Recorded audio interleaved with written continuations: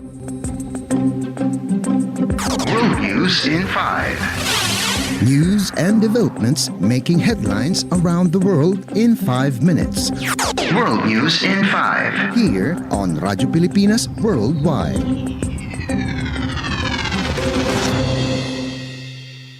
This is World News in 5 here on Radyo Pilipinas World Service. The United States reiterates its call for an immediate de-escalation of tensions between Israel and Lebanon as the two sides engage in an intensified trading of attacks this week.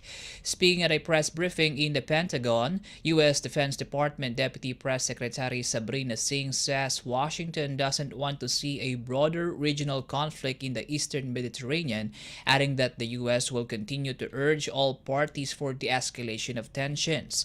Israel and Lebanon have been regularly trading attacks since the Gaza war broke out in October. Lebanon's Hezbollah has said their attacks were support front to back Palestinian armed groups fighting Israel in the Gaza Strip. On Wednesday, the Iran-backed Hezbollah fired a barrage of attacks, the biggest in a single day, at Israel in response to an Israeli airstrike on Tuesday that killed a senior Hezbollah field commander and 3 militant fighters. World News in 5. Here on Radyo Pilipinas Worldwide. In our news, Armenian Prime Minister Nikol Pashinyan announces Yerevan's exit at a Russian-led security bloc, citing discontentment with the group following his country's war with Azerbaijan. Quoted as saying by Armen Press News Agency as he spoke with parliamentarians, Pashinyan announced that Armenia would quit the Collective Security Treaty Organization or CSTO, stressing that Yerevan would not return to the group.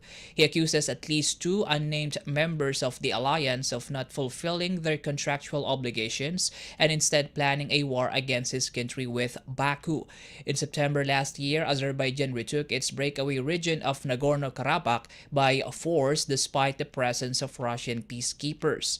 The alliance also did not intervene in Azerbaijan's campaign, which prompted a mass exodus of tens of thousands of ethnic Armenians back to mainland Armenia.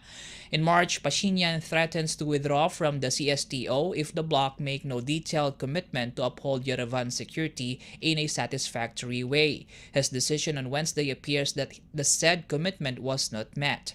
As of now, the hostilities in Nagorno-Karabakh were effectively calmed by a near-completed concession between the warring parties, an agreement received by many Armenians as unacceptable. World News in 5. Here on Radyo Pilipinas Worldwide. Our Philippine Embassy and Consular news, the Philippine government, through its embassy in Kuwait, extends its deepest sympathies to the Arab country following a deadly building fire in the southern city of Mangaf.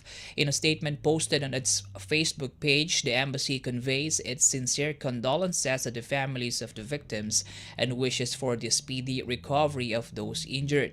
It commended the swift response of Kuwaiti authorities in responding to the incident and for providing assistance to the affected individuals.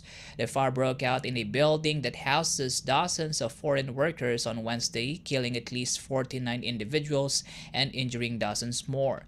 The Philippines Department of Migrant Workers or DMW confirmed Thursday that 3 overseas Filipino workers or OFWs were among the dead. The Philippine Migrant Workers Secretary Hans Leo Kakdak said 2 other OFWs remain in the hospital and are in critical condition, while the remaining 6 are all safe and unharmed. It earlier reported that 11 OFWs have been affected by the fire incident. Kakdak said that the DMW's Migrant Workers Office in Kuwait and the Overseas Workers Welfare Administration or OWA Welfare Office have been directed to coordinate their efforts with the Philippine Embassy in Kuwait under Ambassador Jose Cabrera for the repatriation of the 3 workers' remains.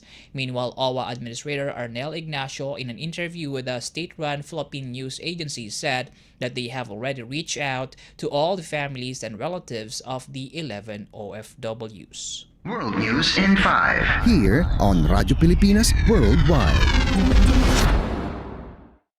And that's today's edition of World News in 5 here on Radyo Pilipinas World Service. This is Win Peñano. Good day. World News in 5. News and developments making headlines around the world in 5 minutes. World News in 5. Here on Radyo Pilipinas Worldwide.